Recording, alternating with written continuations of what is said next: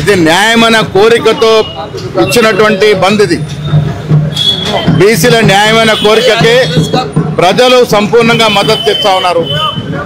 RTC బస్సులు ఒక్కటి కూడా రోడ్డు మీదకి రాలేదు. మా మంత్రులు వారి నియోజకవర్గాల్లో బంద్లో పాల్గొంటా ఉన్నారు. అందరు మంత్రులు, అందరు ఎమ్మెల్యేలు, ఎమ్మెల్సీలు, ఎంపీలు అందరూ కూడా బంద్లో పాల్గొంటా ఉన్నారు. ఇది ప్రజల ఆకాంక్షకు మెజారిటీ ప్రజల ఆకాంక్ష మేరకు జరిగిన బంద్ కాబట్టి ప్రజలు కూడా స్వచ్ఛందంగా ముందుకు వచ్చి బంద్ పాటిస్తూ ఉన్నారు. ప్రజలకు ధన్యవాదాలు. ఈ బంద్ వల్ల కేంద్ర ప్రభుత్వానికి కనువిప్పు కలగాలి. కేంద్ర ప్రభుత్వానికి ఐ ఓపెనర్ కావాలి.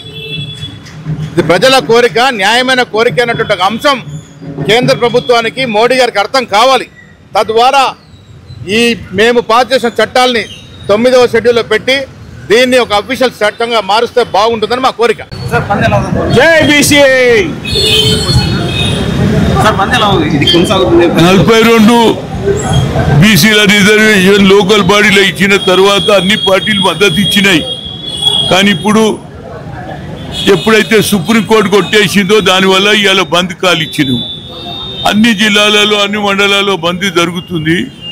దీన్ని నరేంద్ర మోడీకి ఇక కోర్టుల మీద మాకు విశ్వాసం లేదుగా. వాళ్ళు 50% దాటొద్దంటున్నారు. దీనికి ఒకటే 9th షెడ్యూల్లో పెట్టి రాహుల్ గాంధీ గారు పార్లమెంట్లో బిల్లు పెడితే నరేంద్ర మోడీ చిత్తశుద్ధి తెలుస్తుంది. ఆయన ఇస్తాడా లేదా తెలుస్తుంది. అందుగురించి దాని గురించి మా ప్రయత్నం కొనసాగుతుంది.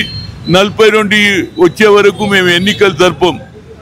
కానీ 4 రోజులు ఇంకో ఏడాది కానీ మాకు 75 ఏళ్ల నుంచి అన్యాయం జరుగుతుంది. ఈ అన్యాయాన్ని మేము ఇక అధిగమించేది లేదు. తప్పనిసరిగా అధిగమిస్తాం. 42 సాధించే వరకు రాహుల్ గాంధీ సందేశం జితినా ఇచ్చేదారి యుక్తి భాగీదారి వరకు మా పోరాటం కొనసాగుతుంది. దాన్ని అమలు చేసినటువంటి వారు రేవంత్ రెడ్డి ముఖ్యమంత్రి. దాన్ని కొనసాగిస్తాం.